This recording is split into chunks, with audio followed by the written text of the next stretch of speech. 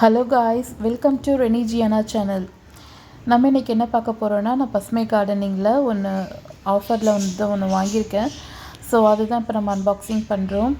கார்டனிங்க்கு வாங்குறது நான் எப்பயுமே யோசிக்க மாட்டேன், கணக்கு பார்க்க மாட்டேன். ஏன்னா எனக்கு ஸ்ட்ரெஸ் பஸ்டர், என்னோடய வேலை பலூன் எனக்கு எவ்வளோ இருந்தாலும் நான் மேலே போய் ஒரு 10 மினிட்ஸாவது நான் ஸ்பெண்ட் பண்ணிவிட்டு வந்தேன் அப்படின்னா எனக்கு அவ்வளோ ரிலாக்ஸேஷன் கிடைக்கும். ஸோ அதுக்காகவே அந்த ரிலாக்ஸேஷனுக்காகவே நான் எனக்கு எவ்வளோ செலவு பண்ணாலும் பரவாயில்ல அப்படின்னு நான் நினைப்பேன். இதுதான் நான் இன்றைக்கி வாங்கியிருக்கிறது. எவ்வளோ அழகாக பேக்கிங்கில் வந்திருக்கு பாருங்கள். இது என்னென்னா, இந்த வீக் இவங்க ஆஃபர் போட்டிருந்தாங்க.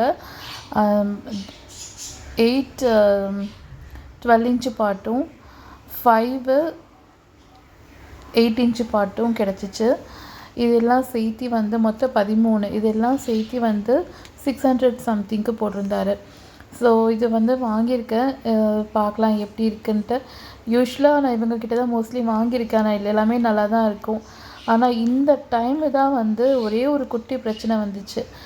பட் ஆனால் அது ஓகே தான். அது ஒன்றும் ப்ராப்ளம் இல்லை. என்னென்னா, இந்த பிளாக் கலர் பாட் இருக்குல்ல, அந்த பிளாக் கலர் பாட்டில் மட்டும் உள்ளுக்குள்ளார அந்த அடிப்பட்ட மாதிரி வந்திருக்கு.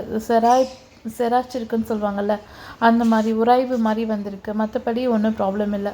அதை நம்ம யூஸ் பண்ண முடியும் தான்.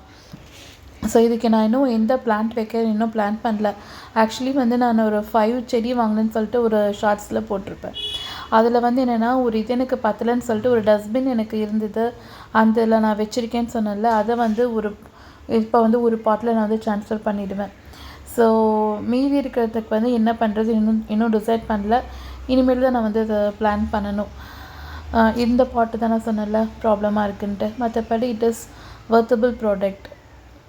தேங்க்ஸ் ஃபார் வாட்சிங்.